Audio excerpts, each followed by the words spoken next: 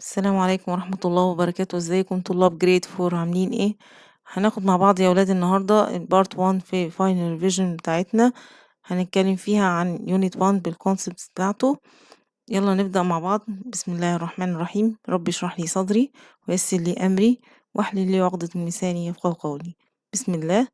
هناخد مع بعض أول حاجة نبدأ بيها التيبل ده نتكلم فيه عن الديفينيشنز اللي كانت معانا. ماشي، كل التعريفات اللي كانت في الكونسبت معانا واليونتس. هناخد الجيف ريزون والواتس هابن. يلا بينا نبدأ.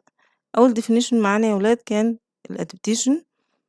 ايه هو الادابتيشن؟ they are the a characteristic that help living organism to survive. هي الخواص اللي بتساعد الايه living organism عشان ايه تعمل survive and reproduce وتنتج. ماشي، تعمل ايه تتكاثر in the a ecosystem in which they ايه live. تمام، المكان اللي بيعيشوا فيه. تمام. تاني definition معانا الايه ecosystem.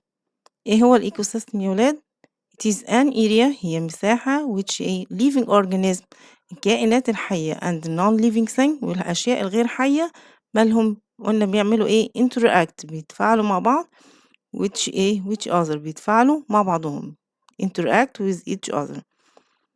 بعد كده كان معانا الكاموفلاج اللي هو التموه، وقلنا اللي هو زي الكاميليون كده لما خدنا الاكزامبل بتاعه قلنا بيعمل ايه it's a way of adaptation هو طريقة من طرق الادابتيشن that some animals use to ايه تعمل ايه تعمل hide تستخبى تتخفى from their predators or their ايه preys by تعمل ايه تعمل blending in يعني ان هي تتموج معاها تبقى واخدة من نفس لونها. تمام، with the ايه surrounding environment تاخد من نفس لون البيئة اللي حواليها عشان تستخبى زي ما قلنا كده الكاميليون لما بتغير لونها على حسب اللي هي واقفة على فرع شجر بتبقى واقفة واخدة من نفس لون الأشجار بتاعتها عشان تستخبى. لو هي موجودة في مكان فيه ألوان جلدها بياخد نفس الألوان عشان تبقى مستخبية من البريديتور أو البري على حسب هي دورها ايه. تمام. هنا بعد كده خدنا الstructure adaptation قلنا ان هو ايه it is a change in the body structure هو بيكون تغيير في الايه البادي structure. احنا قلنا اول ما نلاقي اي حاجة بتتكلم عن البادي structure يبقى على طول هنجري نقول ان هو ايه structure adaptation. تمام، يبقى change in the body structure of living organism to help it to survive تغيير بيكون في جسم living organism عشان يساعده ان هو يبقى ويعيش. وده طبعا قلنا بيكون حاجة ربنا خلقها له في جسمه، مش هو اللي بيعملها، مش هو اللي بيتكيف بيها مع البيئة اللي حواليه، ربنا خلقها له في جسمه عشان يقدر ايه يتكيف مع المكان اللي عايش فيه. تمام. بعد كده معانا ال behavioral adaptation.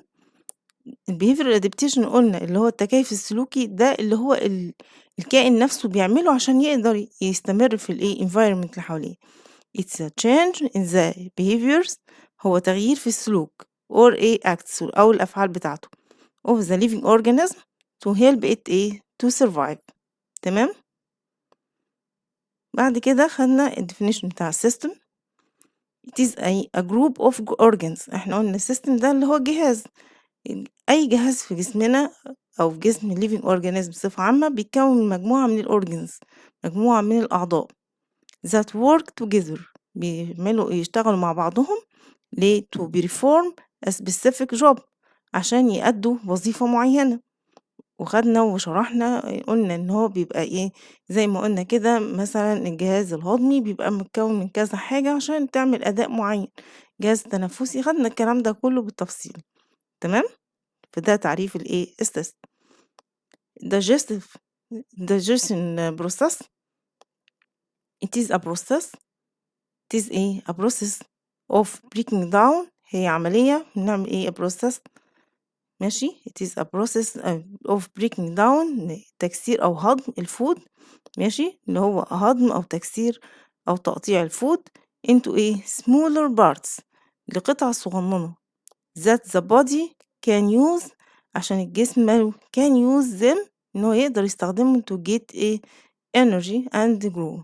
إحنا بنبقى عاوزين ناكل ليه؟ عشان عايزين نحصل على طاقة وعايزين نكبر.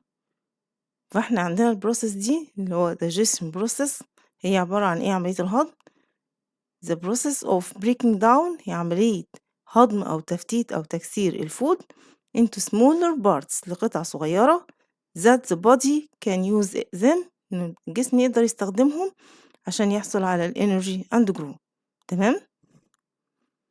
بعد كده خدنا الإيه respiratory أو respiration process عملية التنفس it is a process of نعمل إيه pulling air اللي هي قلنا إن هي بنسميها اسمها إيه inhalation ماشي اللي هي عملية الشهيق بالعربي اللي هي ناخد هوا لجوه لصدرنا ماشي and push air وبندفع هوا احنا بنخرج هوا out بنسميه ايه exhalation اللي هو بنسميه بالعربي الزفير of the body تمام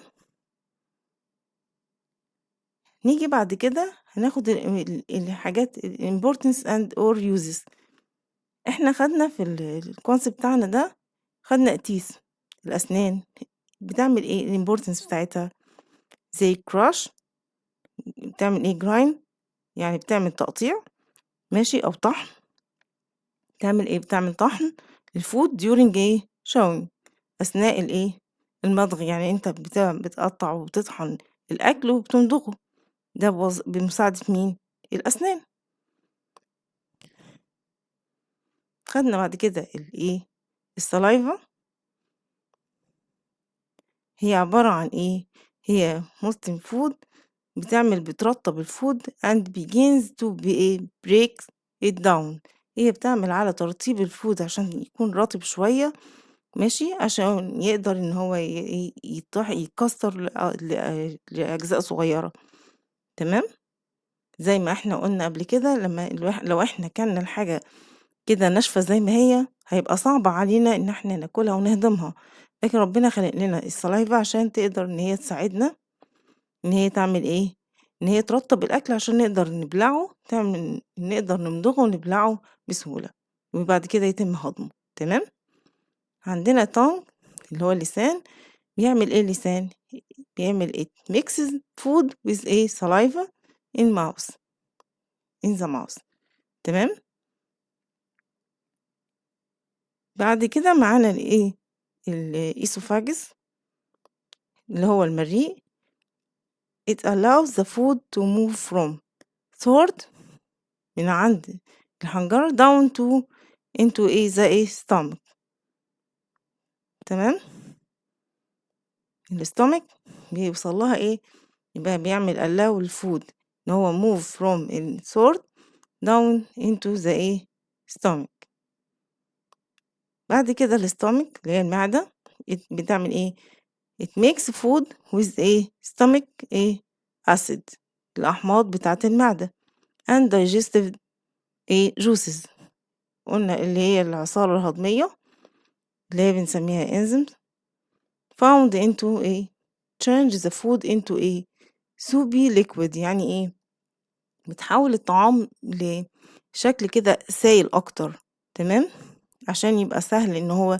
يتهضم وان هو نخرج منه الانزيمات اللي احنا عاوزينها عشان الجسم يستفيد منها تمام بعد كده خدنا السمول انتست ماشي الامعاء الدقيقة قلنا بتعمل هي بيحصل فيها بتعمل breaking down of food بتكسر الفود into nutrients by the help of مين juices بمساعدة مين الجوسز واحنا قلنا قبل كده ان هي بتخرج عندها بتفرز عصارات عشان تساعد على هضم الاكل وتاخد الفوائد اللي الجسم محتاجها تمام juices of مين of liver and pancreas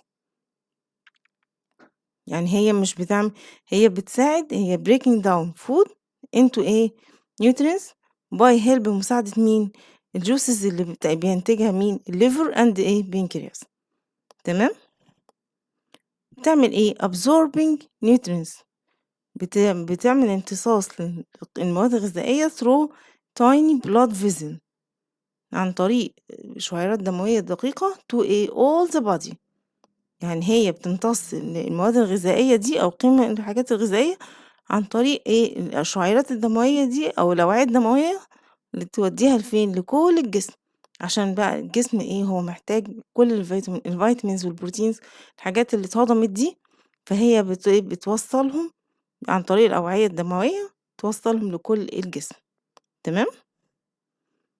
عندنا بقى الlarge intestine ليها الjob بتاعتها إن هي إيه، absorbing the water from إيه، undigested materials.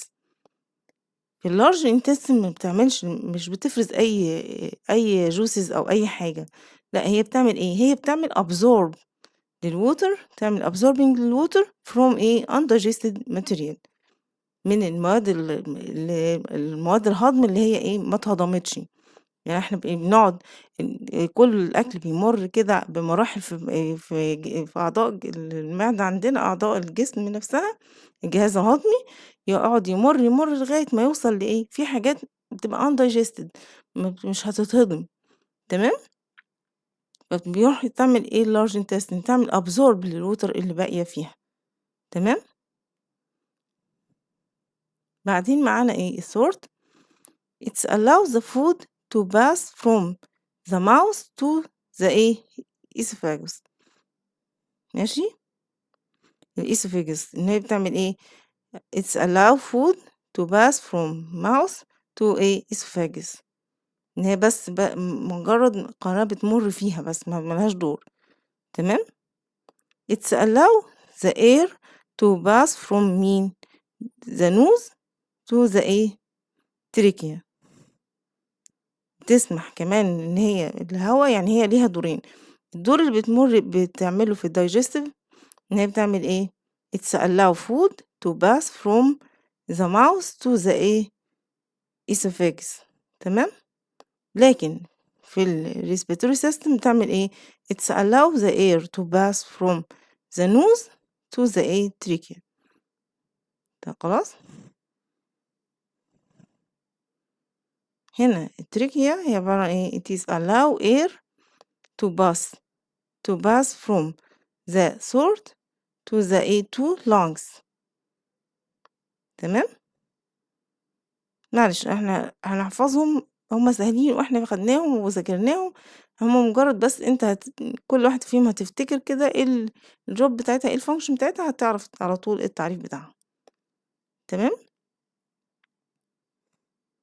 بعدين خدنا حاجة اسمها 2 bronchi دول بيعملوا إيه، اللي هو قُلنا بيدخلوا كل واحدة فيهم بتدخل في واحدة من الlung اللي عندنا، تمام. they allow the air to pass from the trachea to the إيه to lungs خلاص. they allow the air to pass from the trachea to the to lungs. بعد كده عندنا الdiaphragm اللي هو اسمه الحجاب الحاجز ماله it plays an important role ليه دور مهم في عملية inhalation والexhalation هو ده دوره. فاكرين لما قلنا إن هو بينقبض ويعمل يعني إما يطلع لفوق أو ينزل لتحت على حسب العملية اللي هتحصل إن كانت inhalation أو exhalation تمام؟ فهو ده بس دور الdiaphragm إن هو بيعمل it's play an important role in inhalation and exhalation تمام؟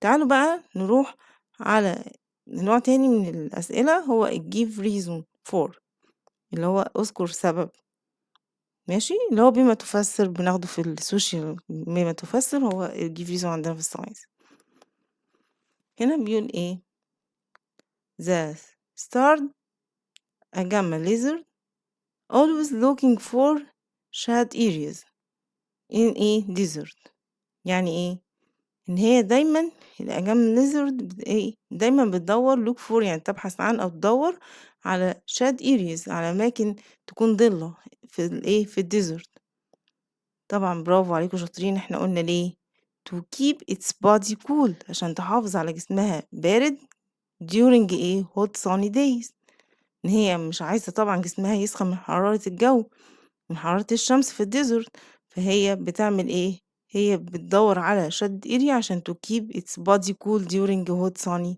days تمام تاني سؤال معانا بيقول the penguin's body has a thick layer of fat. عنده طبقة تخينة من الدهون and dense feather. وعنده طبقة من طبقة سميكة من الريش. ليه؟ احنا قلنا احنا بنلبس ليه في الشتا بنلبس جاكيت تقيل زي ما هو عنده ربنا خالق له الدنس فيزر عشان هو مش هيلبس لوحده طبعا هو ربنا خالقه له اوريدي موجود وعنده فات لير ليه عشان يعمل برافو عليكم احنا بنلبس الجاكيت التقيل ده عشان نحافظ على جسمنا وورم هو ربنا خالق له بقى الفات لير دي والدنس فيزر دي عشان تعمل to keep its body warm عشان تحافظ على جسمه دافي برافو عليكم تمام تالت حاجة معانا the blood vessel in the penguin ماشي in the penguin fit ماله wave around each other يعني عندنا الأوعية الدموية بتبقى موجودة في رجل البنجوين بتكون ملفوفة حوالين بعضهم احنا قلنا ليه بقى فاكرين احنا قلنا to keep its toes اللي هي قلنا القدم بتاعت رجله ماشي from تحفظها من freezing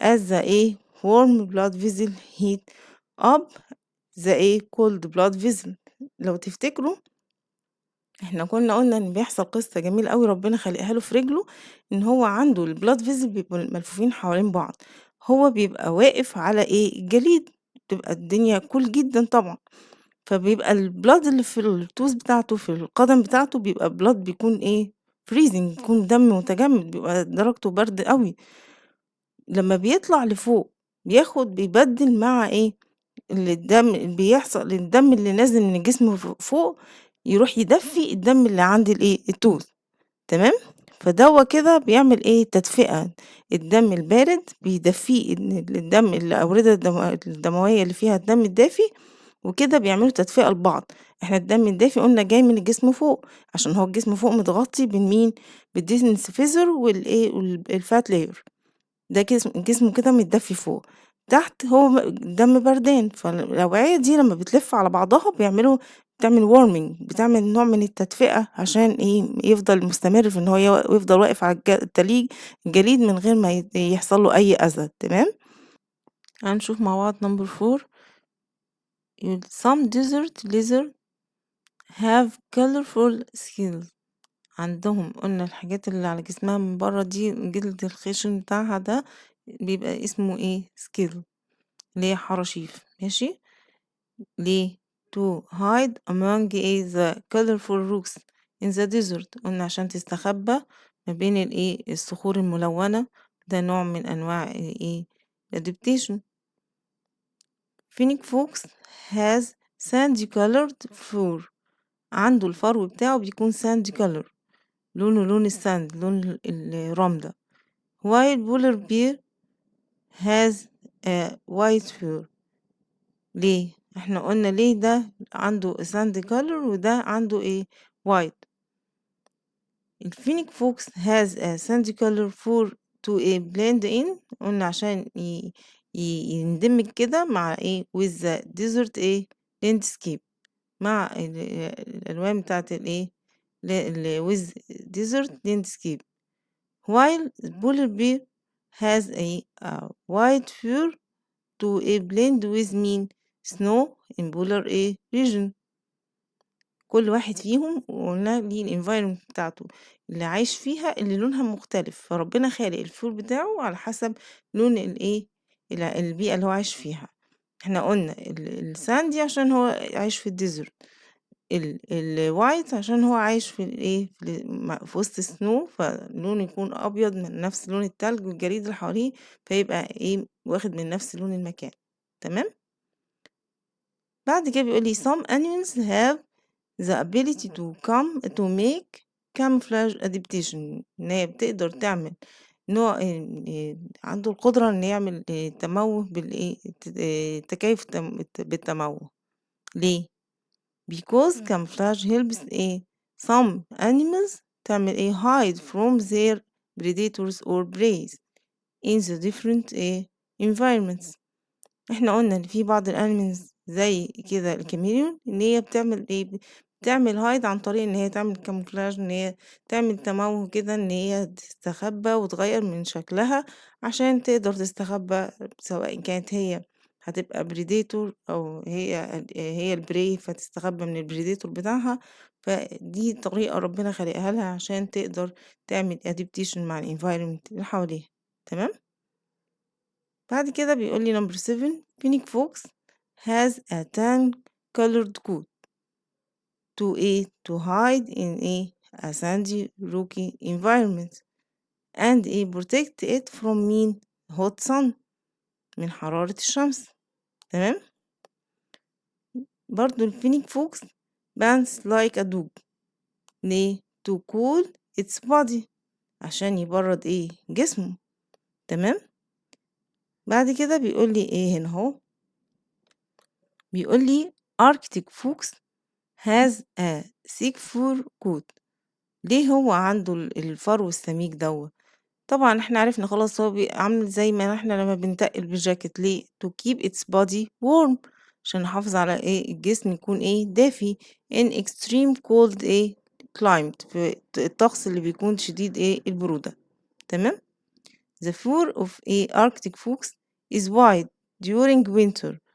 فاكرين لما قلنا إن في الوينتر بيغير لون الفيل بتاعه، لون الفرو بتاعه، but it turns brown in summer.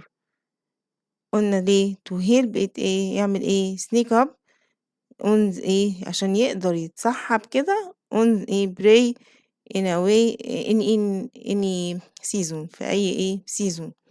لأن هو احنا قلنا في وقت الوينتر بيكون كله جليد حواليه، فربنا خلق له ان الفور بتاعه بيكون لونه وايت عشان يبقى واخد من لون السنو اللي حواليه، ويقدر ان هو يستخبى للبراي بتاعته. تمام. وفي الصيف قلنا ان هو في السمر بيحصل بيكون المكان بيتحول لألوان أشجار وكده، فبيكون لونه بيتحول يكون اللون بتاعه براون برضو عشان يعمل سنيك اب للبري، يستخبى برا البري بتاعته ويقدر يصطادها. تمام. هنا بعد كده قلنا birds are excellent places for Arctic and Finnic foxes. ليه؟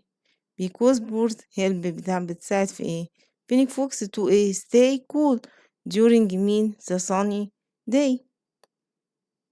بالنسبة للأركتيك فوكس بتعمل to stay warm at night. يعني الفينيك فوكس بيقدر ان هو يستخبى فيه عشان يخلي جسمه بارد في الأيام الحر. والأركتيك فوكس بيستخبى فيه عشان يستخبى من برودة الليل، اللي يبقى يحافظ على جسمه warm. تمام. كل واحد فيهم بيستخدمها لسبب غير التاني. فينيك فوكس عشان يخلي جسمه بارد في يحافظ على برودة جسمه في الأيام sunny day. الأركتيك فوكس بيقعد فيه عشان يعمل يخلي الجسم بتاعه warm. تمام. بعد كده معانا number 12 فينيك فوكس has extra large ears. ودانه كبيرة قوي. while Arctic fox بيكون has short ears. قلنا ليه؟ because extra large ears help Finnic fox to lose the heat to cool its body. قلنا ان هو ربنا خلق له ودانه بتبقى كبيرة لان هو عايش في الديزرت، فعشان يعمل نوع من التبريد لجسمه. تمام. قلنا عشان يعمل نوع من التبريد لجسمه، زي ما قلنا كده. عملت لكم مثال، قلنا لو مثلا ماما معاها في كوباية مية سخنة قوي او شوية مية سخنين قوي، ماما عايزة تبردهم فبتحطهم في طبق اكبر عشان يبردوا بسرعة. تمام. لو مثلا ماما بتعمل عجينة سخنة قوي، حاجة فيها سخنة قوي، تروح حطها فردها على حاجة اوسع عشان تبرد بسرعة. نفس الفكرة، ربنا خالق له ودانه كبيرة عشان تعمل تبريد لجسمه. المساحة بتاعت ودنه تبقى أكبر فتحافظ إن هي تعمل تبريد للجسم to cool its body تحافظ على جسمه كول. تمام. while short ears help Arctic fox إن هو يعمل to stay warm. ودانه الصغيرة بتاعت الأركتيك فوكس عشان تخليه دافي، ما تخرجش حرارة ويحتفظ بالحرارة في جسمه فيفضل دافي. تمام. بعد كده هنتكلم هنا عن الbull sharks have less competition for finding food in fresh water. قلنا لما إن هو الbull sharks عنده إيه، ما عندوش منافس أصلًا في الfresh water. فاكرين قلنا ليه؟ لما قلنا إن هو عنده ربنا خالق له إنه يقدر يعيش هنا ويعيش هنا، فهو في الfresh water أساسًا مش كل الsharks بتعيش في الfresh water، هو بس اللي بيقدر يعيش. فهو كده عنده إيه، إنه ياكل من إيه، من هنا ومن هنا، عنده فرصة بقى هيبقى إيه، ياكل من النوعين. زي ما قلنا الexample اللي قلناه، لو أنا مثلًا ماما عاملة أكلة أنا باحبها واخواتي مش بيحبوها، عندي فرصة بقى إيه، إني هاكلها واشبع بقى، هاكل الأكلة اللي مش بيحبوها، هاكل معاهم الأكل التاني، فبالنسبة لي تبقى فرصة جميلة إن أنا أكلت أكتر. فهو بالنسبة برضه bull shark نفس الحكاية. Because other types of sharks live in salt water only. فهو ما عندهوش منافس في الفريش ووتر، فهو بالنسبة له فرصة عظيمة طبعا إن هو هياكل كل الحاجات الفود اللي هو محتاجها من الفريش ووتر براحته، لأن مفيش شاركس بيعيش في الفريش ووتر غير هو. تمام. فعشان كده ما عندوش كومبيتيشن، مفيش منافسة. تمام. هنيجي لنوع تاني من الأسئلة اللي هو what happens، ماذا لو if the warm blood vessel and cold blood vessel in penguins fit don't wave around each other. لو عندنا البلاد فيزل اللي فيها الورم بلاد والكولد بلاد ما لفوش حوالين بعض، ايه اللي هيحصل؟ البلاد طبعا برافو عليكم، البلاد moving up into the penguin's body will be cold which may make it freeze. هيحصل له ايه؟ هيتجمد. إن هو معتمد ربنا خالق له إن هو بيحصل الاتنين بيلفوا على بعض كده الأوعية دي عشان تعمل له نوع من الwarming، تعمل تدفئة ويقدر يكمل ويفضل واقف على الجليد. لكن لو هو ما كانش البلاد فيزل بتلف حوالين بعضها كده إن هو البلاد فيزل اللي فيها الورم بلاد بتلف حوالين الكولد بلاد، كان البنجوين مش هيقدر يكمل وكان هيحصل له فريزنج، هيتجمد. تمام.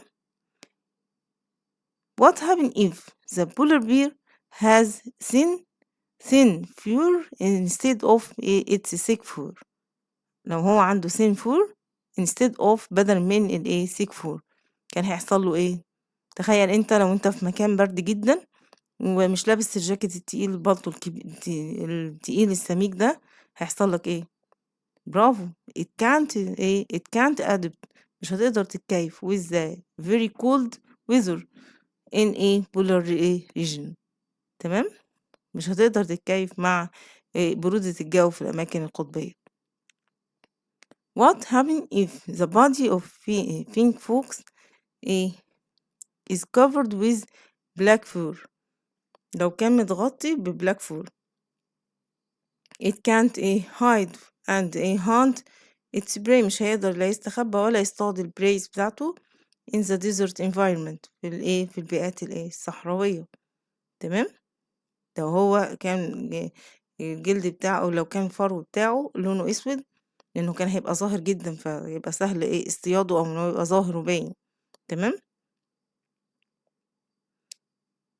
what happen if some types of lizard are not able to make camouflage adaptation؟ لو بعض الليزرد ما بتقدرش تعمل التموه ده، النوع ده من أنواع الادابتيشن، تعمل they can't hide from their predators، مش هتقدر تستخبى من predators or preys in their environment في البيئات بتاعتها. تمام. what happens if Arctic fox has brown coat during winter but it turns white during summer؟ يعني لو هو عكس بقى لون الفرو بتاعه اختلف، كان هيحصل ايه؟ طبعا نفس الإجابة. لو لاحظنا كل الأسئلة اللي عدينا عليها دي نفس الإجابة اللي هي can't hide. يعني هو أول ما يجيب لك سؤال شكل السؤال عكس الكلام اللي خدناه في الليسون بتاعنا، يبقى هو هيقدر مش هيقدر إن هو يعمل hide from its prey and in winter or summer، مش هيقدر يستخبى من الفريسة بتاعته في الصيف أو في الشتاء. تمام. if pink fox has short ears، لو هو عنده short ears هيحصل له ايه؟ طبعًا it can't إيه cool its body مش هيقدر يبقى يبرد جسمه ويحافظ على برودة جسمه، لإن إحنا قلنا ودانه الكبيرة دي ربنا خالقها له عشان نوع من التبريد لجسمه، تمام؟ If the sense of hearing become يحصل لها إيه weak in folks لو حصل لها weak بقت ضعيفة في الفوكس هيحصل إيه لو حاسة السمع عنده ضعفت؟ they can't hunt إيه easily هو معتمد على إنه هو إيه بيسمع دبة النملة زي ما بنقول حاسة السمع عنده قوية جدا لو هي ضعفت عنده can't إيه hunt easily مش هيقدر يصطاد بسهولة. If Arctic fox has only a white coat during all season لو هو عنده في الفرو بتاعه white في كل season of the year هيحصل ايه it can't sneak up on a prey مش هيقدر ان هو يستحب كده ورا الايه الفريسة بتاعته ويتحرك بالراحة in the ايه summer season تمام.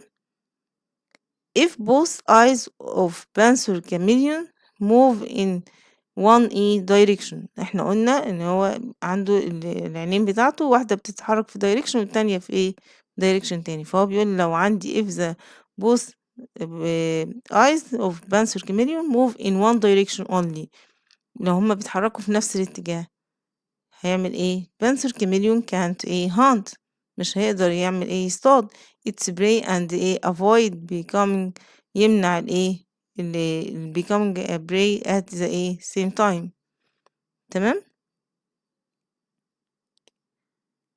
if panther chameleon is exposed to a danger لو هو تعرض للخطر هيحصل ايه بيعمل ايه هو it puffs up its body بينفخ جسمه with air opens its a mouth wide بيفتح بقه جامد and changes the a color of its a skin وبيغير لون الايه الحراشيف اللي على جسمه ودي الحاجات اللي احنا قلناها اللي هو الطريقة اللي هو بيعمل بيها الادابتيشن بتاعه عشان يقدر يحافظ على نفسه في الانفايرمنت بتاعه تمام. هنا بقى نيجي لنوع جديد من الأسئلة نوع مختلف اللي هو ايه الكومبير عندنا المقارنات طبعا هو مش هيجيبهم كلهم كده انت تحفظ المقارنات وهو ايه على حسب ما هو يطلب منك في السؤال. عندنا هنا هنقارن ما بين البنجوين والبولار بير والبراون والبلاك بير والفينيك فوكس ماشي الفينيك فوكس والايه والكاركل والايه ديزرت ايه ليزرد. هنا عندنا الهابيتات بتاع كل واحدة فيهم. البنجوين قلنا بيعيش فين يا ولاد في الايه اركتيك ريجون تمام الاركتيك ايه ريجن والبادي بتاعه covered with ايه dense feather تمام. عندنا البولار بير بيعيش فين في الاركتيك ايه ريجن بيبقى الجسم بتاعه مغطى بالايه white thick ايه fur. عندنا البراون والبلاك بير بيكونوا ايه بيعيشوا فين في الفورستس في الغابات بيكون في إيه الجسم بتاعهم مغطى بايه براون or dark ايه fur. الفينك فوكس and الكاركل بيكون بيعيش فين في الديزرت ماشي وبيكون شكل الفينيك فوكس بيعيش الفينيك فوكس والكاركل بيعيشوا في ديزرت وبيكون الفور بتاعهم بيكون ايه ساندي ايه كولرد غالبا اللي بيعيش دايما في الديزرت بيكون ايه ساندي كولر عشان يكون نفس لون ايه الديزرت. عندنا الديزرت ليزرد ماشي بتعيش فين في الديزرت فبيكون الكالرفول بتاع ايه بتكون كالرفول ايه سكيل تمام.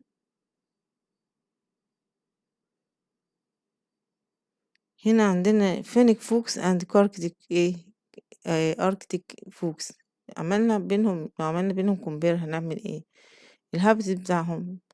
الفينيك فوكس بيكون ايه بيعيش في الهوت ديزرت والاركتيك فوكس بيعيش في الايه تاندرا ديزرت.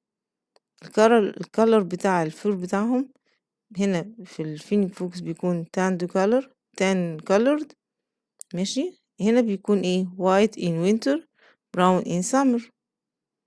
الshape بتاع الears بتاعتهم، شكل الودن بيكون extra large ears فين في phoenix fox. تمام. الears بتاعة الarctic fox بيكون short ears. تمام. time of entrance to pores، إن هو يدخل يقعد في الجحور، يعمل during إمتى؟ during summer days، في الوقت بتاع في أيام السمر، الsunny days، في أيام بتكون مشمسة، بيكون الشمس فيها عالية جدا والشمس عالية، فهو بيدخل في البورز. هنا الاركتيك فوكس بيحتاجها امتى؟ at night، عشان يبقى warm، عشان يحمي نفسه من الكول، على العكس. تمام. هنا لو عملنا compare ما بين structure adaptation و behavior adaptation في الديفينيشن بتاعهم. structure adaptation يا ولاد قلنا it's a change in the body structure of living organism to help it survive، تغيير في البادي structure. هنا التشنج بيحصل فين؟ في البيهيفيرز، في السلوك or acts of living organism to help it survive. الاتنين عشان يبقى survive، بس واحد بيبقى في body structure، التاني بيكون في البيهيفيرز والacts، في السلوك والأفعال. الإكزامبل بتاع الستراكشر adaptation خدنا البلاد فيزل in penguins feet، sick fur of مين؟ polar bear. تمام. هنا الديزرت lizard هي المثال بتاعنا في ال behavioral adaptation، looks for shaded area، بتدور على المكان يكون ضلة during a hot sunny day.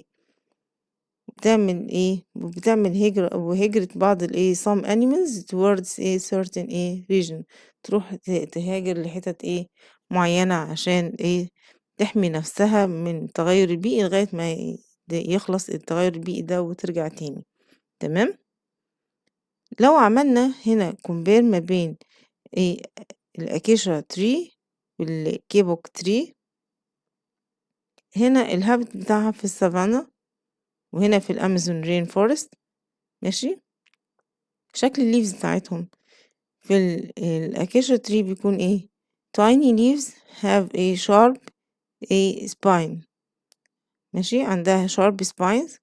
هنا بيكون شكلها hand shaped leaves with narrow parts. احنا قلنا هنا عشان تعمل تقاوم الويند. تمام. نيجي لشكل الروتس، لو عملنا مقارنة بينهم في الروتس، احنا قلنا الأكيشا تري بتكون very long، بتكون very long، بتكون tap root، very long tap root. هنا في الكيبوك تري بتكون large wide، بتكون باترس roots، بتكون عريضة عشان تدعم الشجرة بتاعت الكيبوك، ما تقدرش ان هي تقع مع اتجاه الريح. تمام.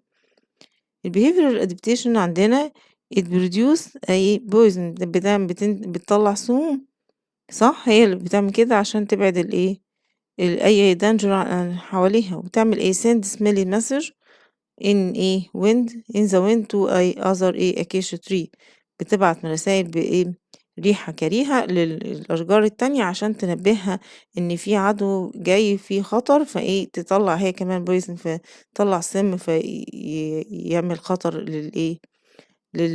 البريدكتور اللي جاي ياخدها، البريديتور اللي جاي يفترسها هي أو جاي ياكلها. تمام. هنا الكيبوك تري it has delicious smelling flowers to send message to the attract bats. البيهيفير اللي بتعمله الكيبوك تري ان هي بتعمل delicious smelling flowers. تمام. هنا لو عملنا compare ما بين المانجروف تري والووتر ليلي والباين تري والبالم تري باربري فيج، من ناحية الهابيتات بتاعتها، المانجروف تري احنا قلنا بتعيش فين؟ في السولت ووتر. تمام. والستراكشر ادابتيشن بتاعها بيكون long strong roots، عندها الروتس بتاعتها بتكون long و strong. تمام. وقلنا ان هي عشان تكون واقفة بإحكام في الأرض، وعشان توصل للمية أعماق كبيرة. تمام. الووتر ليلي بتبقى عايشة فين؟ في الفريش ووتر، على العكس عايشة فين؟ في الفريش ووتر ويتلاند. تمام. وبتعمل بتبقى الأوراق بتاعتها شكلها wide floating leaves، تبقى الأوراق بتاعتها عريضة كبيرة وطافية على المَيّة من فوق. ليه؟ عشان تقدر إن هي تعمل زي ما قُلنا absorb sunlight، تقدر تمتص كمية كبيرة من ضوء الشمس. تمام؟ الpine tree يا ولاد بتبقى عايشة بيكون وسط الsnow، ماشي، وبيكون شكلها triangular shape، بيكون شكلها مثلث من فوق، short branches، بيكون أفرعها صغيرة قصيرة and بتكون needle leaves، بتكون الأشواك بتاعتها على شكل أشواك. ليه؟ إحنا قُلنا عشان إن هي ما تخلّيش الجليد يبقى من فوق، وكمان عشان تحمي من إن هي ما تتاكلش. تمام؟ الpalm tree بتعيش في الdesert، وبتكون الstructure adaptation بتاعها بيكون thick trunk، بيكون الtrunk بتاعها بيكون thick، بيكون سميك and small leaves. تمام؟ نيجي بقى Barbary fig، بيكون بيعيش في الdesert. تمام؟ زي الpalm، بيكون عنده sharp spines and بيكون الملمس بتاعه بيكون خشن. تمام؟ طبعًا ده عشان يحمي نفسه. تمام؟ لو جينا عملنا compare سريعًا كده ما بين inhalation process والexhalation process، من ناحية شكل الdiaphragm بيكون واخد وضع شكله إزاي. في الinhalation بيكون contracts and moves down عشان يوسّع يعمل increase للchest، والchest بيوسع، ماشي، وبنعمل فيه بيكون الهوا ده غني بالأكسجين gas. برافو عليكم. في الexhalation بيكون بيحصل relax and move upwards، وبيحصل للchest بيحصل له decrease، بينقص، وبيكون الهوا محمل بيكون غني carbon dioxide gas. تمام؟ كده خلصنا الcompares الموجودة في الconcept اللي معانا. تعالوا نشوف كده الmain points النقط الأساسية اللي موجودة في الlesson بتاعنا أو في الconcept بتاعنا. الmain points إن إحنا العنوان الموضوع الفكرة الأساسية للconcept بتاعنا إن living organism have different ways adaptation، عنده طرق مختلفة للتكيف to protect themselves. ليه؟ عشان تعمل to protect themselves from different climates، في الأجواء المختلفة، في المناخ المختلف، هي تقدر تحمي نفسها. دي الفكرة الأساسية في الconcept بتاعنا. Examples of some animals that make adaptation to survive، أمثلة للنباتات للأنيمالز اللي عندنا بتعمل adaptation عشان تقدر تعمل survive. عندنا البولر بير، ماشي، البراون اند بلاك بير، والكركل اند فينيك فوكس، some desert lizard. تمام؟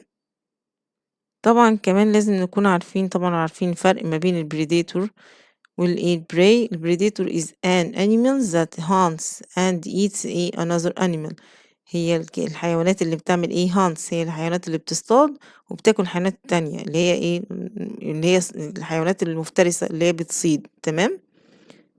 يبقى البريديتور يا ولاد هو اللي بيقوم بعملية الصيد، هو اللي بيعمل hunts وeat another animal. اعرفها كده ان اللي حروفها كتير هو المفتري بقى، هو اللي بيصطاد، هو اللي بياكل الحيوانات التانية اللي هو اسمه بريديتور اللي حروفها اكتر. اما البري اللي حروفها اقل هي الحيوان الفريسة الضعيفة اللي هي بيحصل ان هي اللي بتتاكل. بري اللي حروفها اقل هي اللي بيتم اكلها. It is an animal that is hunted and eaten by another animal، هي اللي بتتاكل بواسطة حيوان تاني. كده خلصنا الريفيجن بتاع concept 1 معانا في unit 1. خد نفس كده، خد بريك، وتعالى كمل معايا concept 2. تمام؟ concept 2 يا ولاد هو صغير قليل عن concept 1، هو كان أكبر حاجة طبعا في كل المنهج بتاعنا. concept 2 بسيط، هنتكلم فيه برضو عن definitions، وهنتكلم فيه عن نفس give reason what happened والcompare. تمام؟ أول definition قابلنا كان الإيكو. قلنا هو الإيكو يا ولاد؟ إيكو هو bouncing back of sound waves، هو رجوع وارتداد موجات الصوت when they تعمل hit a solid surface، لما تخبط في في سطح يكون صلب. تمام، ده تعريف الإيكو اللي هو صدى الصوت. ماشي، خلاص.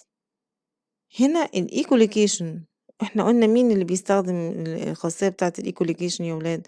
برافو عليكم، إحنا قلنا البات والدولفين هما اللي بيستخدموا الإيه إيكولوكيشن، وهي كانت عبارة عن إيه؟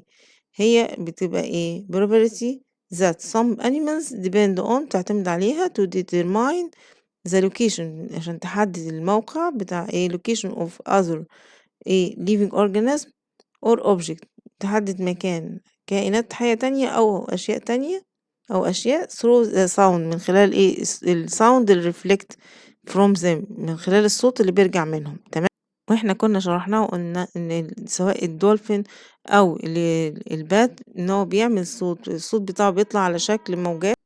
الموجات دي يا ولاد أول ما بتعمل هيت بتخبط في أي solid surface قدامه، بتخبط في أي حاجة، سواء قدامه أي حاجة شجرة أي حاجة قدامه، فبترجع له الصوت ده، بيرجع له كصدى صوت تاني، فهو كده بيفهم إن في قدامه شيء، بيفهم إن في قدامه حاجة، إن هو إيه، سواء هتكون prey أو حاجة إن هو يتفاداها، هو بيفهمها من خلال الإيه الecholocation. خلاص، يبقى إن هو بيعمل إيه determine the location of other living organisms through the sound reflected from them. تمام، نيجي بعد كده للإيه nocturnal animals، وقلنا اللي هي الكائنات الليلية، الحيوانات الليلية اللي بتعيش في الليل بس أو بتخرج في الليل بس. they are animals that become more active، بتكون أكتر نشاط at night، في الليل. ليه؟ to look for their food، عشان تبحث عن إيه الطعام بتاعها. دي كان اسمها nocturnal animal. تمام، هنا بيقول لي sensory receptors، المستقبلات الحسية.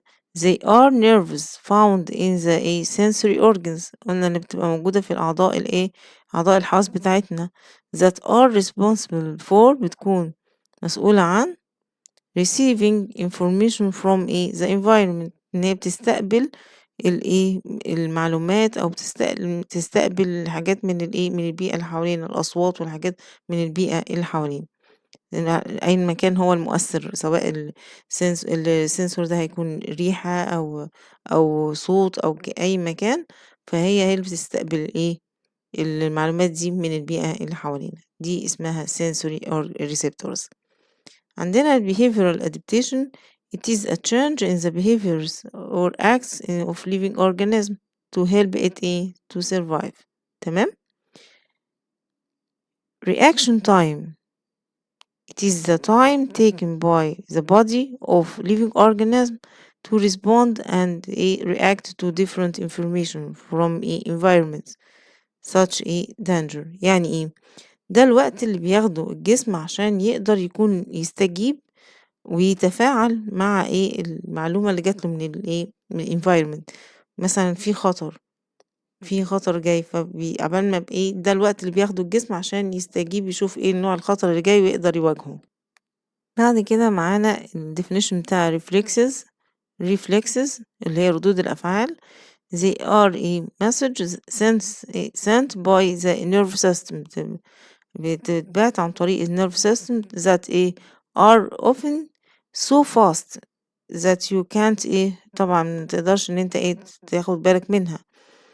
ردود الافعال زي ما قلنا، لو انت مثلا قربت من شجرة نبات الصبار وايدك راحت اتشكت فيها بسرعة، ده اسمه انت بتبعد ايدك، هو ده كده ريفلكسز، انت عملت كده رد فعل. تمام، ان انت عملت رديت جهازك العصبي على طول رد فعل عشان ان انت تبعد عن بعد ايدك عن الشوك بتاع الصبار. تمام، هنا هنتكلم عن الامبورتنس بتاعت حاجات معينة معانا في الكونسبت، زي هنتكلم عن الامبورتنس بتاعت الايكولوكيشن in animals. بيستخدمها في الانيمالز used to determine the location of other living organisms and objects، عشان بيستخدمها في ان هو يحدد مكان الكائنات الحية التانية او اي حاجة قدامه، وان بيستخدمها البات دولفين. النيرف سيستم وايه اهميته؟ طبعا it gathers information through the sensory organs، بيجمع المعلومات من من اعضاء الحواس الباقية المختلفة في الجسم. تاني حاجة بيعمل make sense of translate this information through the brain، بيعمل ترجمة من الردود للحواس دي عن طريق الbrain. It tells body what to do according to this information، بيخبر الجسم إن هو يعمل ناحية المعلومة اللي جات له دي. زي ما قلنا مثلًا إن يوجه الجسم إن مثلًا في حاجة قدّام، العين تبُص وتشوف إيه الحاجة اللي قدّامها، الودن في صوت حوالينا ينبه الودن إن هي تسمع الصوت اللي جاي دوّة، وهكذا. تمام؟ الbrain، إيه الfunction بتاعة الbrain؟ هو الmain control center in the body. إحنا قلنا هو الleader بتاع الnerve system، هو الأساسي في الnerve system. الspinal cord إيه وظيفته؟ It carries message from the brain to the body parts and vice versa. يعني بيرسل رسايل من المخ للجسم، والعكس من الجسم، من أعضاء الجسم للمخ. تمام؟ عندنا nerves، الأعصاب. they carry message from the brain to the spinal cord and other parts of the body and vice versa. وبرضه بينقل النيرفز، هي اللي بتنقل لنا المسج، الرسايل من المخ للspinal cord. ماشي، وبرضه الأجزاء المختلفة من الجسم. تمام، وبالعكس وتنقلهم برضه توديهم من أعضاء الجسم الباقية والspinal cord للمخ، وهكذا. تمام. طبعًا ده كل ده بيتم في على طول الوقت من غير ما إحنا بنحس، بسرعة رهيبة. عندنا الspecial can of blind person، العصاية اللي بيستخدموها الأشخاص المكفوفين. هي عبارة عن its vibration، هي عبارة عن اهتزازات tell him the direction of obstacles and objects around him، بتخبره إن في لو في عوائق حوالينه أو حاجات حواليه بتخبره. إحنا قلنا إن هو دي خاصية دي أو الطريقة دي استخدموها العلماء، طبقوها من فكرة إزاي الباتس إن هو لما بيكون في صوت هو بيخرجه يروح يخبط في حاجة يطلع يرجع له تاني. فهم طبقوا الفكرة دي في إن هم يساعدوا الblind persons إن هم ينفذوا لهم الكان دي، إن هي عبارة عن vibrations بتخبرهم إن في obstacles، في عوائق، في أشياء حواليهم، في إن هم ياخدوا بالهم. ده طبعًا تطبيق من استفدناه من environment اللي حوالينا. تمام؟ نيجي بقى هنا للgive reasons. هنا بيقول Egyptian mangoes، ماشي، mangoes make sounds. ماشي، ليه؟ to communicate، عشان يتواصل مع مين؟ with other mangoes to move from one place to another or when يعملوا searching for food. تمام، إحنا قلنا بيعمل هو الأصوات دي ليه؟ عشان يتواصل مع المانجوز التانيين، عشان يقدر إن هو يتحرك من مكان لمكان لو يتحركوا مع بعض مجموعة، أو يدوروا على الطعام بتاعهم. Owls can hunt during the night. ليه هي إزاي ليه هي بتصطاد في الليل؟ ماشي، because they have extraordinary senses of hearing. عندها خاصية حاسة السمع عندها فوق العادة، خارقة. and الside بتاعها that makes them able to find their prey in the dark. هي بتقدر، ربنا مديها حاسة السمع والبصر عندها عالية جدا، غير العادي، فبتقدر إن هي تشوف البريز بتاعتها في الدارك. تمام. dogs are used in guards، في gardening إن إحنا بنستخدم الكلاب في الحراسة. ليه؟ because they have very sharp senses. عنده قوة الhearing والسمال عنده عالية جدا، عشان كده احنا بنستخدم الدوجز في الحراسة. هو ربنا خالق بعض الحيوانات بحواس مميزة جدا، وقلنا قبل كده في الليسون بتاعنا كل الحيوانات اللي بتبقى ليها سبيشال كده سنس، ليها حاسة معينة خاصة بيها، بتكون قوية جدا. ربنا خلقها لها عشان تعمل ادبت مع البيئة اللي حواليها. Dolphins can hear all kinds of sounds. بتقدر تسمع كل الأصوات ليه؟ Because they have sharp senses. طالما يعني هو قال لك على sense معينة إن هي بيستخدمها كويس، أكيد ربنا مديها له sharp. تمام؟ يبقى have sharp sense of hearing so they can hear all kinds of a sound. تمام؟ animals that الانيمالز الايه that live in hot regions become active at night. الكائنات اللي بتعيش في أماكن حارة بتكون تنشط بالليل ليه؟ because the weather become cool at night in these regions. هو مش بيقدر طبعا ان هو يتحرك في الحر في الصبح في وقت النهار، فبينشط في الليل عشان يقدر ان هو يبقى جسمه كول ويقدر يتحرك. تمام. owls have عندها ball shaped face. فاكرين لما قلنا الأوز ربنا خلقها ball shaped face ليه؟ to direct distance sound into the owl ears. فاكرين الجيف ريزون ده؟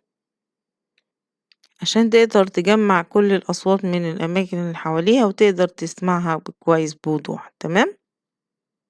Bats can catch insects in the dark because they depend on echolocation to find insects at night. give reason owl is a nocturnal animal. أي حاجة يقولك إن هي nocturnal animal، أي مثال يديهولك because it become active at 9، لأن دي الصفة اللي بتميز ال nocturnal animal إن هي بتبقى active at night. The Egyptian gerbil can jump for long distance. ليه؟ because it has long hind legs that make it jump for long distance. الرجلين الطويلة دي بتخليه إن الرجلين الخلفية الطوال دول بيخلوه ينط مسافات كبيرة بعيدة. تمام. The presence of hair on the Egyptian gerbil feet and toes ليه؟ to help it grab إنه يكون يسيطر، يبقى حاكم نفسه، يقدر يقف بثبات the sand when it jump، عشان يقدر يبقى رجله تقيلة، يقدر إن هو يثبت على الأرض وما ما رجليه ما تغرس في الرمل. تمام. تعالوا نشوف مع بعض أسئلة what's happened. The sound waves produced by a dolphin when they تعمل hide an object under water. لما بتخبط في حاجة تحت المية بيحصل the sound waves. ماذا يعني بيقولك ماذا لو ماشي الساوند ويفز دي produce اللي بيعمل لها الدولفين، بيطلعها الدولفين دي هتخبط في حاجة، هيحصل the sound waves بتعمل برافو، بتعمل bounce back، بترجع له تاني to the dolphin in the form شكله echo، في شكل echo so the dolphin ماله can detect the location of this object. تمام. What happens if bats lose the ability to hear by using echolocation property؟ إيه اللي هيحصل؟ they can't hunt and at night. هي دي الحاجة اللي بتميزه، هو عن طريق الإيكولوكيشن هو بيقدر إنه يعمل hunt at night. لو فقدها مش هيقدر إن هو يعمل hunt at night. if owls can't turn their head in all directions، لو هي ما قدرتش إن هي تحرك راسها في كل الاتجاهات، برافو عليكم، يبقى هتعمل they can't search for praise، مش هتقدر إن هي تدور على praise everywhere في كل مكان but in one direction only، في اتجاه واحد بس، بدل ما هي بتدور في كل الاتجاهات هتبقى مضطرة لاتجاه واحد بس فقط. تمام. هنا بيقول لي if what happen if your hand touch the spines of a Barbary fig plant؟ ايه اللي هيحصل لو انت لمست الشوك بتاعها؟ أكيد طبعا the hand will move quickly away، ايدي على طول هتبعد لبعيد in less than 1 second، في أقل من ثانية هتكون ايدي بعدت. طبعا ده response ده استجابة اللي حصل. تمام. هنا بيقول لي what happened if the Egyptian gerbil hear a snake ماشي move towards it؟ هيحصل إيه؟ it hops in a zigzag pattern هيمشي في شكل زجزاج so it can إيه يحصل إيه يعمل escape quickly from a danger يهرب بسرعة ماشي.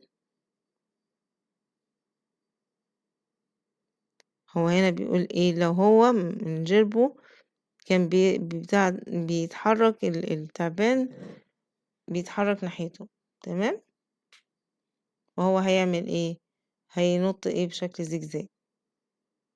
if the spinal cord in the nerve system get a harm لا قدر الله لو السباينال كورد حصل فيه harm هيحصل ايه message can't be مش هيحصلها transmitted between brain and body parts مش هيحصل تواصل انتقال الرسائل العصبية ما بين المخ أجزاء الجسم المختلفة so nervous system couldn't do its function correctly الجهاز العصبي مش هينفع يشتغل كويس لأن إحنا قُلنا إن spinal cord مهم في إن هو بيوصّل بياخد الاستجابات العصبية من المُخ لأعضاء الجسم والعكس، فلا قدّر الله حصل فيه أي damage فيه بيبقى فيه مشكلة كبيرة الجسم مش بيعرف يشتغل كجهاز عصبي، تمام؟ هنا بيقول لي what happen if the sensory receptors related to the eyes المستقبلات الحسية اللي موجودة ليها علاقة بالعين stop sending message to the brain لو بطلت إن هي تبعت رسائل للبرين هيحصل إيه؟ brain can't process what it is seen by the eyes مش هتقدر المخ مش هيوصل له أساسا العين شايفة إيه لأن هي مفيش تواصل إحنا قلنا إن الsensory receptors دي هي اللي بتبقى لغة التواصل ما بين الsensory organ والbrain عشان يقدر إن الbrain يميز الحاجات ويبعت للأورجن إن هو يستجيب للحاجة اللي قدامه تمام what happen if the smell sense ماشي of an ants becomes weak لو حصلت بقت ضعيفة ايه اللي هيحصل they can't communicate احنا قلنا بتعتمد على السميل فيبقى can't communicate with each other by a smelly message مش هتقدر ان هي تتواصل مع بعضها بالسميلي مسج اللي بيبعتوها لبعض if amount of food in ants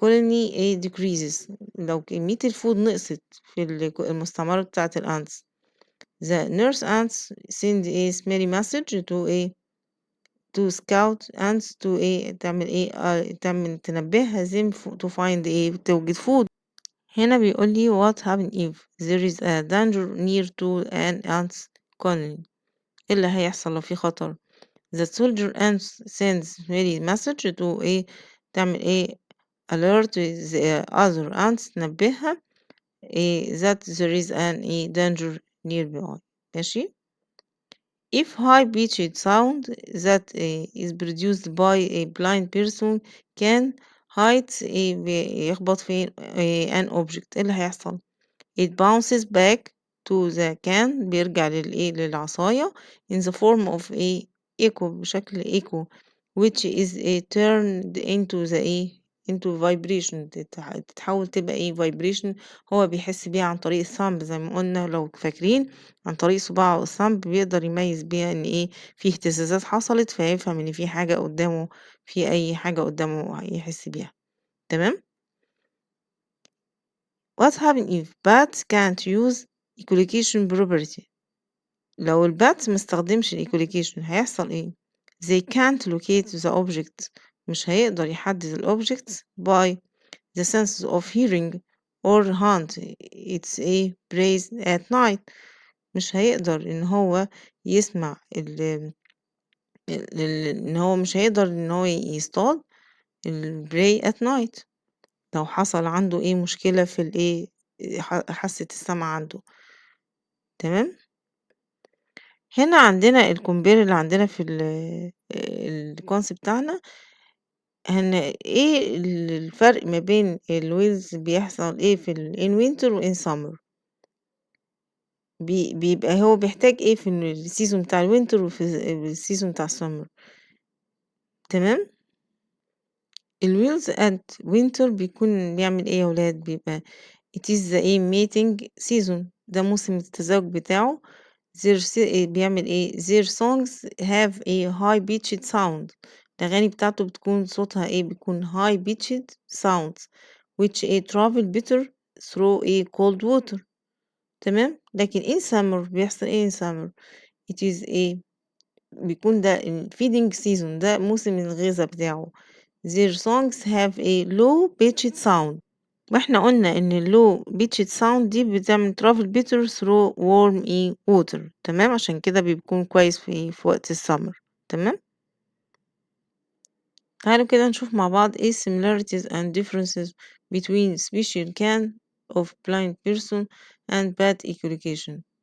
ايه التشابه والاختلاف بينهم؟ special can of blind person والبات، السيميلاريتي بينهم ان special can of blind person and bats مالهم emit a high pitched sound، بتطلع بتبعث او بتخرج high pitched sound that bounce off object as an echo، بتطلع على شكل echo. تمام، خلاص، يعني هو بيخرج ال pitched sound ده، ال high pitched sound، ماشي، ودي بترجع على شكل echo. special can and bats receive، ماشي، العصاية دي والخفافيش receive the echo that can tell how far away، على قد البعيد المسافة، يعني بتقوله خلي بالك. تمام، الديفرنسز بقى بينهم في السبيشال كام بتاعت البلايند بيرسون. سبيشال كام pick up an echo، بتلقط الايكو، ماشي، from the sound it emits and change into a vibration that can tell the blind person where object are around him، لما تكون حاجة حواليه بتنبهه. الباتس picked up an echo from a sound they emit by they don't change into a vibration، هنا بتتحول لفايبريشن عشان يقدر البلايند بيرسون يحس بيها، لكن عند الباتس ما بتتحولش فايبريشن، هي بترجع له تاني كصدى صوت. تمام، لكن الفايبريشن بس بيحصل في مين؟ في البلايند بيرسون، تحصل العصاية نفسها بيحصل فيها اهتزازات كده، فهو بيحس بيها فبيفهم ان في حاجة حواليه. تمام، المين بوينتس اللي موجودة معانا في الكونسيبت بتاعنا: some animals have sharp senses to help to help them، ماشي، to help them to adapted to their habitats and survive. بعد كده بنقول sharpest sense in dolphins is hearing، ماشي، الشارب عندي الشارب دي كلمة شارب بس، sharp sense، ماشي، الحاسة لحد عند الدولفين هي hearing so that a dolphin can locate، يقدر يحدد its prey by using echolocation، الإيكو. يبقى الشارب دي شارب بس، دي إضافة زيادة. هنا sharp sense in dolphin، حاسة السمع لحد اللي عند الدولفين، ماشي، بتخليه يحدد المكان بتاع البراي by using echolocation، اللي هي الإيكو، عن طريق الإيكو. تمام، some animals can look for their food at a night، بعض الحيوانات بتقدر تدور على الأكل بتاعها at night، بتعمل using their super senses، بتستخدم الحواس بتاعتها الخارقة، اللي هي these animals that بتبقى active at night، بنسميها are known as nocturnal animals. تمام، the nerve system consists of، بيتكون من قلنا the brain it's the connected to the spinal cord، متصل بالspinal cord. بعد كده عندنا spinal cord it consists of many nerves that are collected together and run through the backbone، بيكون بيمشي او بيمر في الباك بون عشان يحميه، لان ربنا خالق الباك بون ده عشان يبقى حماية spinal cord من اي صدمات او اي حاجة تبقى خطر عليه، فهو بيبقى بيمر فين؟ في الباك بون اللي هو العمود الفقري. ماشي، nerves they are distributed throughout the body، بتكون منتشرة في الجسم and connect the senses organs بتتصل بالsense organs and body parts وأعضاء الجسم within the brain زي ما احنا قلنا النيرفز هي اللي بتوصل، هي بتبقى شبكة التواصل بتوصل من أعضاء الجسم كلها والsense organs للمخ، والعكس من المخ للsense organ ولبقية الجسم عشان تبعت الرسايل على طول. تمام. هنا بيقول لي ايه the nerves transmit information from sensory organs to the brain. خلاص بتعمل النيرفز بتعمل تنقل الانفورميشن from sensory organs من الأعضاء الحواس بتاعتنا لمين؟ للبرين. الفايف sensory organs مالها contain special type of nerves know as sensory receptors. دي حاجة مهمة لازم نكون عارفينها. احنا قلنا بيكون كل عضو من أعضاء الحواس بتاعتنا بيكون فيها حاجة اسمها sensory organs. دي اللي بتميز sensory receptors، هي دي اللي بتميزها عن أي عضو تاني من أعضاء الجسم. تمام. يعني ايه اللي بيخليني ايدي مميزة عن دراعي عن اي حتة تانية في جسمي؟ عشان فيها sensory organs. عينيا ليه مش زي خدي او بقية اي حاجة تانية في وشي؟ عشان فيها sensory organs. سوري، فيها sensory receptors. يعني تاني، يعني احنا عندنا الفايف sensory organs اللي ربنا مدهم لنا مميزين عن اي عضو تاني في جسمنا. ليه؟ عشان فيهم sensory organs. يعني انا عيني او ايدي ماشي أو اللسان أو أي الsensory organs بتاعتنا ال5 كل واحدة فيهم في sensory receptors اللي هي مستقبلات حسية، ده اللي بيخليها نحس بيها. يعني أنا إيدي مختلفة عن دراعي باحس بيها لأن هي فيها sensory receptors ربنا خالقها، فبقى باحس بيها لو في أي خطر أشواك أو حاجة سخنة أو كده باحس وبابعد إيدي. عيني فيها sensory receptors عشان كده هي مميزة عن أي حاجة تانية، واللسان نفس الحكاية وهكذا. تمام. هنا هنتكلم عن Egyptian Gerbil in desert resident. ماله؟ الخواص بتاعته؟ عنده large and sensitive ears، قلنا ودانه حساسة وكبيرة. عنده long hind legs، رجليه الخلفية طوال. here on it's بيعمل بيسمع it's تمام. عنده تاني some message called بنسميها reflexes اللي هي ردود الأفعال so are so fast بتكون سريعة جدا that you can't متقدرش إن أنت تعملها release such as me moving your hand away when touch a very hot cup of tea. إن أنت إيه هي ردود الأفعال دي؟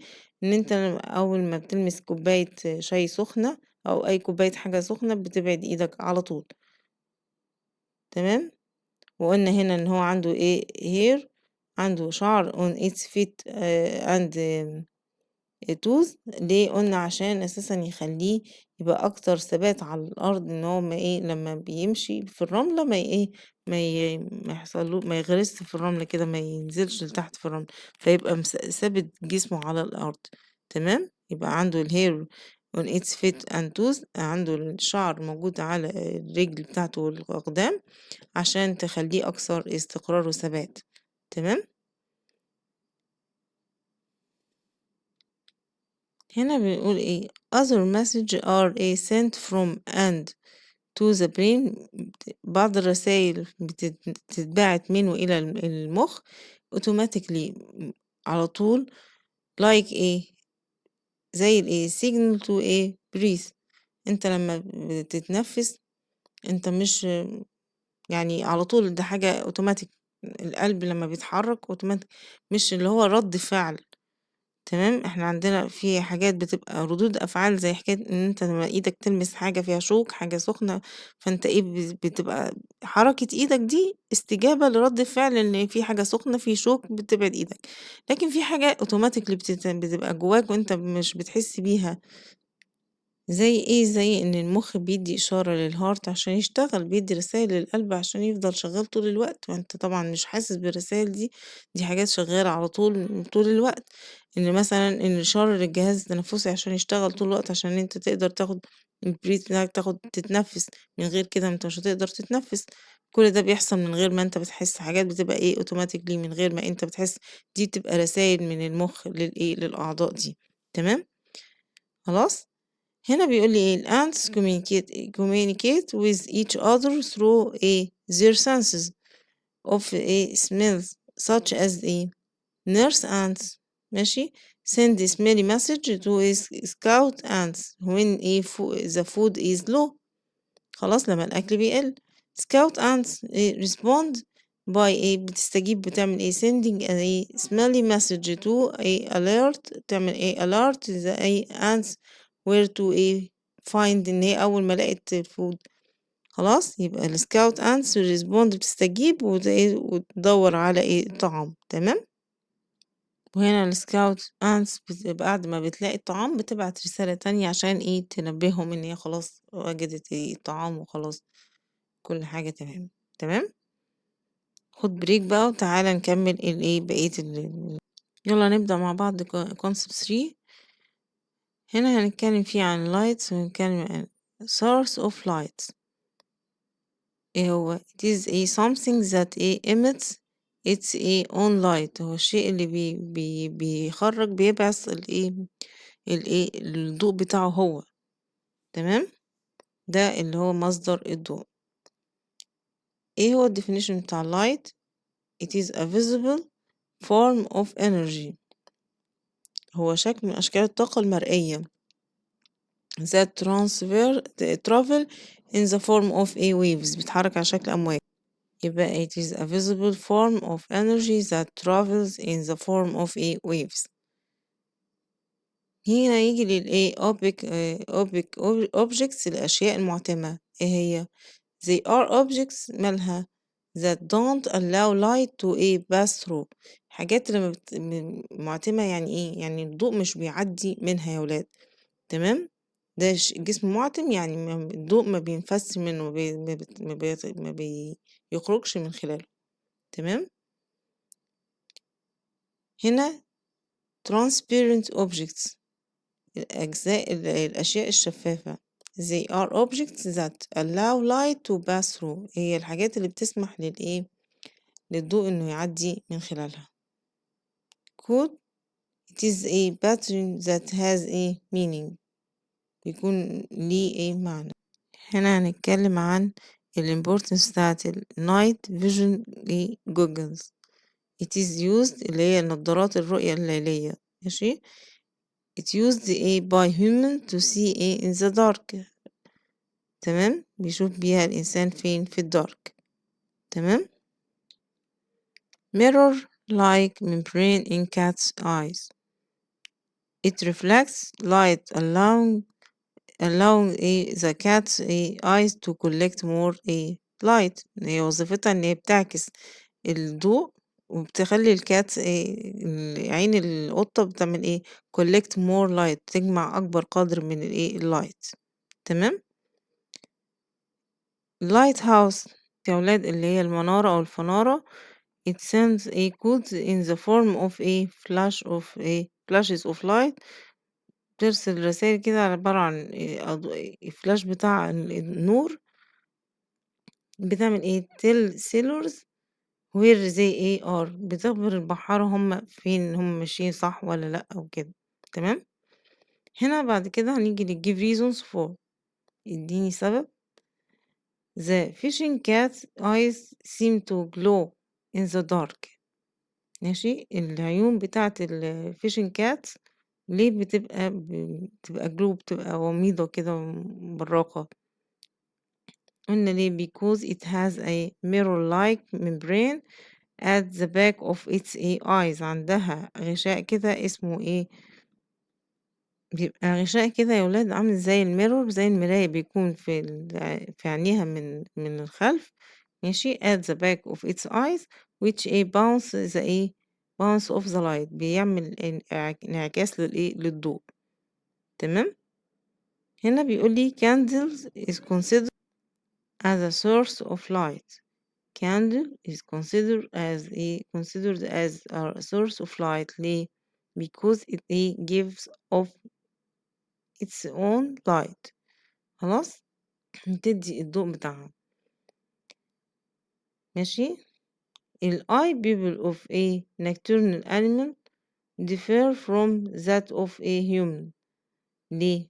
because the eye pupil of nocturnal animals مالها بتكون open wider than بتكون واسعة مفتوحة واسعة بتكون أوسع يعني من ال eye pupil of مين of human. خلاص بتاعة النocturnal animal بتكون أوسع من الhuman. وطبعا ده عشان هي تكون عندها قدرة أكتر إن هي تشوف في الليل، لأن هي بتعتمد على إن هي تطلع في الليل تصطاد، فهي بتبقى محتاجة إن هي تشوف أكتر من اليوم. تمام. هنا بيقول لي in the presence of light في وجود light we can see objects around us. ليه؟ because the light rays fall on objects then reflect. احنا قلنا إن الضوء بيسقط على الأشياء اللي قدامنا، فاحنا بيحصل reflect of this object، بيحصل reflect للضوء ده. ماشي. reflect of these objects into our eyes، بينعكس على عينينا causing vision، بنقدر نشوف. هنا بيقولي give reason the moon appears bright، إن القمر بيبدو إن هو بيظهر إن هو bright also it is not a source of light، برغم إن هو مش مصدر للضوء، هو مش بيعمل emit لللايت، هو مش هو اللي بيخرج الضوء. ليه احنا بنشوفه منور؟ برافو عليكم، عشان هو because the moon reflects the sunlight، هو عاكس لأشعة الشمس، لكن هو مش بيخرج، هو مش بيعمل emits لللايت زي الشمس، لكن هو بيعمل هو reflects الsunlight، هو بيعكس ضوء الشمس، عشان كده احنا بنشوفه منور. تمام. يعني النور اللي بنشوفه منه ده مش نوره هو، لأ هو عاكس النور بتاع الشمس. تمام. هنا بيقول لي shadow of an body، body يعني الأجسام المعتمة is formed when light fall on it. ماشي. إن ليه بيحصل ظل الحاجات المعتمة لما الضوء بينزل عليها because the opaque body doesn't allow light to pass through it، هي مش سامحة للضوء يعدي خلالها، فعشان كده بنشوف لها شدد، بنشوف لها شادو، بنشوف لها ظل، عشان الضوء ما نفذش منها. لو الضوء نفذ منها، لو عملت بس ثرو لللايت، احنا مش هنشوف الشادو بتاعها، احنا بنشوف الشادو بتاع الحاجات اللي معتمة، اللي هي ما بتخرجش الضوء منها. تمام. هنا بيقولي give reason you can see an object placed behind a glass cup، يعني ان انت بتقدر ان انت تشوف حاجة بتكون موجودة خلف ازازة، كوباية ازاز. ليه؟ احنا قلنا الكوباية الازاز دي عبارة عن transparent material، وسط شفاف، مادة شفافة تقدر توصل بتخلي اللايت pass through it، عشان كده احنا بنشوف الحاجة وراها because the glass cup is transparent material which allows light to pass through it. تمام. خلاص. هنا بيقولي give reason a mirror can reflect light better than painted surface. ليه؟ because mirror is more smooth، احنا قلنا ان السموث هو شرط من الشروط ان الضوء ينعكس، يكون السطح أملس، مش ناعم، مش خشن. تمام. يبقى قلنا because the mirror is more smooth than the painted surface. تمام. هنا بيقولي human receives and send information through speaking, writing, reading. طبعا أكيد ليه to communicate with each other، عشان يتواصل مع بعضهم البعض. هنا بيقولي firefly beetles مالها use different patterns of flash light to communicate with each other. ليه؟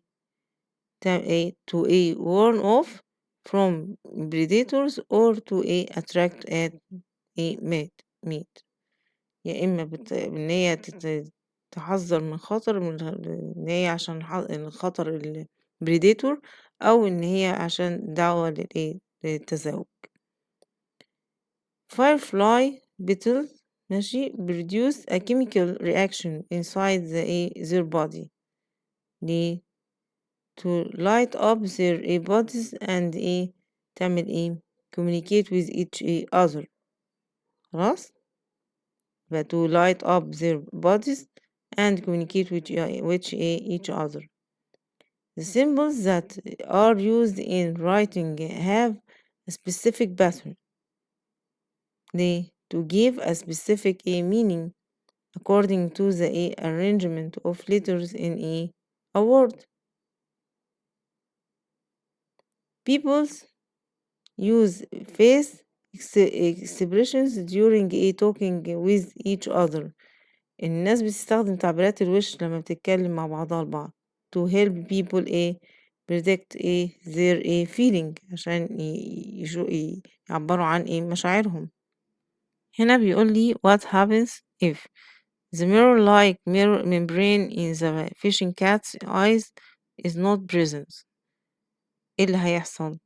طبعا it doesn't have excellent night vision مش هيكون عندها رؤية ليلية كويسة so can't hunt at night مش هتقدر ان هي تصطاد في الليل لان هي دي اللي بتميزها عشان تقدر تصطاد at night. تمام.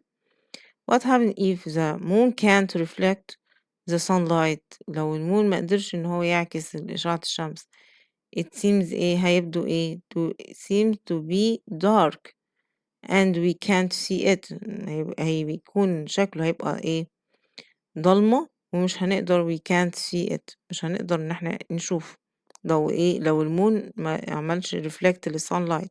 تمام. what happen if you place a wood sheet between a light source and a wall ايه اللي هيحصل؟ the shadow of the wood sheet ماشي قطعة الخشب أو لوح الخشب ده is formed on the wall الخيال بتاعه الظل بتاعه هيبقى موجود متكون على الحيطة because light rays can't pass through it أشعة الضوء مش هتقدر تعدي من خلاله.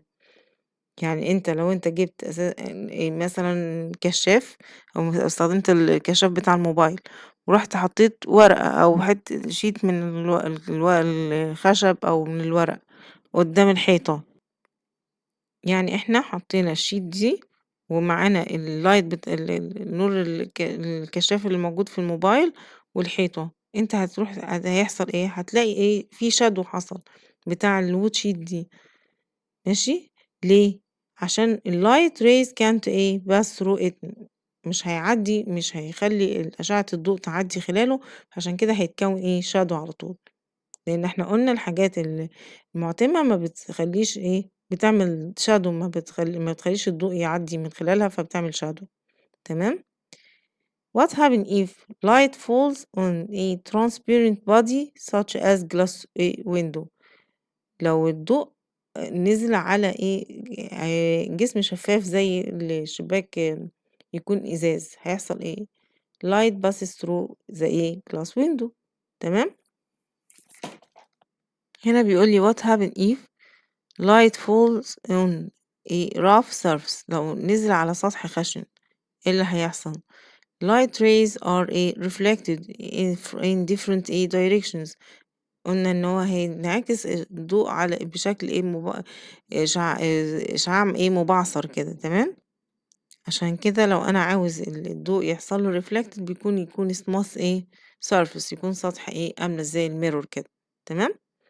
what happen if هنا الفايرفلاي beetle wants to attract a mate to reproduce ماشي بتعمل it produce a chemical reaction inside its body to light up and attract a mate. تمام عشان يحصل reproduce.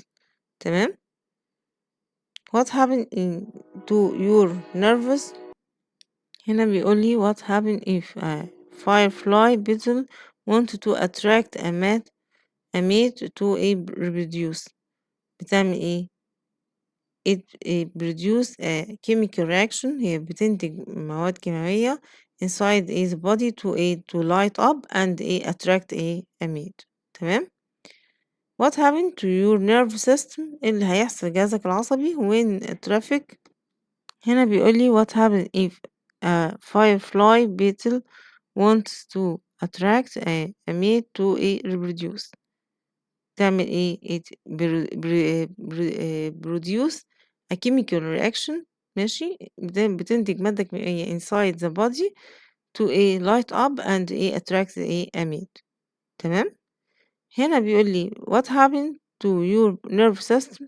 ايه اللي بيحصل لجهازك العصبي when traffic light becomes red؟ لما إشارة المرور بيبقى أحمر while you are going to cross the road، إن أنت هتعدي الطريق، بيحصل ايه؟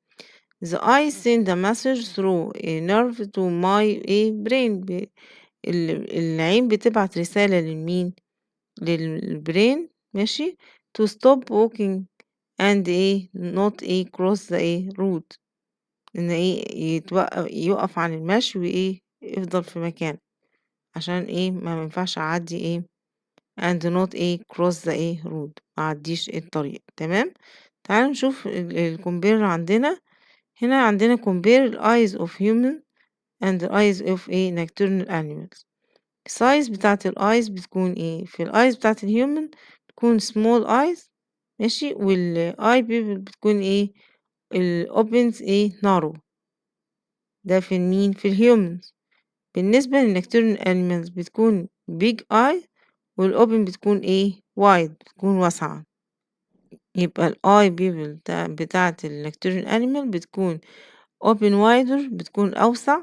ماشي، ليه؟ give reason to allow more light into their eyes، عشان تسمح more light تدخل جوه عينيها. إن احنا قلنا النكتورن animal بتبقى محتاجة اللايت عشان تقدر تشوف كويس في النايت. تمام. هنا عندي الكومبير ما بين object transparent object، أجسام المعتمة والشفافة. عندنا بيكون object زي كده لو حاجة كرتون، حاجة خشب، والtransparent طبعا أي حاجة إزاز. تمام. هنا object بيكون they are objects that don't allow. طبعا ده definition، ممكن يجيبها لك definition يقولك they are objects that don't allow light to pass through، ما بتسمحش بالضوء يعدي خلالها. things can't be seen through them، الأشياء ما بتبانش من خلالها. تمام. يعني لو أنا عندي كرتونة أنا ما ببقاش شايف اللي جواها تمام. transparent object بيكون مالها بقى they are objects that allow light to pass through، بتسمح للضوء إن هي pass through. things can be seen through them، لو أنا حطيت أي حاجة جوا كوباية إزاز هشوفها، مش هتبقى حاجة بالنسبة لي مش شايفها، لأ أنا شايفها واضحة بالنسبة لي. تمام. عندي الإكزامبل بالنسبة للأوبجكت، عندي الروكس، الوود، الميتال، الهيومن بودي. تمام. بالنسبة للترانسبيرنت اوبجكت، الاير، الووتر، الجلاس ويندوز، واللينسز. تمام. كل الحاجات دي عندي transparent objects. هنا عندي compare ما بين smooth surface rough surface. smooth surface بتكون if the surface is smooth such as mirror، لما يكون أملس أو ناعم زي الميرور، the light rays will reflect، هينعكس الضوء in one direction، هينعكس في اتجاه واحد with same angle، بنفس الزاوية at which they هيحصل strike، يعني يعمل height، يخبط the object originally على طول. تمام، زي في الصورة كده بالظبط. أول ما هنا ده الضوء كده ينزل incoming يحصل له على طول reflect بنفس الزاوية. ده في السموث سيرفيس. لكن لو عندي rough surface، لو السطح اللي قدامي ده خشن، if the surface is rough، خشن زي painted surface، the reflected light rays will هيحصل لها skirting، يعني تحصل لها تبعثر كده، تتبعثر، تنتشر بشكل غير منظم. تمام. يحصل لها diffuse in different directions في اتجاهات مختلفة زي ما احنا شايفين في الصورة كده. ادي ال incoming يحصل له كده، يعني زي ما احنا شايفين في البيكتشر قدامنا. ادي ال incoming light rays اهي، الضوء ساقط كده تمام، وانا عندي هنا ده rough surface سطح خشن. هيعمل ايه؟ هيحصل له ايه؟ يعمل له ايه؟ scatter and ايه or diffuse، ان هو يتبعثر كده، يتنطور كده، فما بيديش ايه نفس الزوايا، فما بيحصلش عندي رؤية تمام. خلاص، يعني reflected rays تبقى عاملة بالشكل ده، متبقاش زي ما بيحصل في الايه smooth surface. تمام. how does light striking matter make it possible for human and animal to see. تعال نشوف كده مع بعض. when light rays اعمل strike an object، لما بيخبط في حاجة اللايت reflect، بيحصل له انعكاس، بيعمل bounce، يعني بيحصل له ارتداد bounce of this object، بينعكس من الحاجة دي. the reflected light travels in straight line، دي مهمة جدا. complete correct straight line دي مهمة، ان عندي ال reflected light دوا بيترافل، بيتحرك في شكل straight line شكل خطوط مستقيمة into the eyes، توصل للعين في شكل خطوط مستقيمة straight lines. لو ما بقتش straight line مش هنشوفها. تمام. special nervous، عندي أعصاب خاصة ماشي معينة in the eyes send message to the brain، تبعت رسائل للبرين.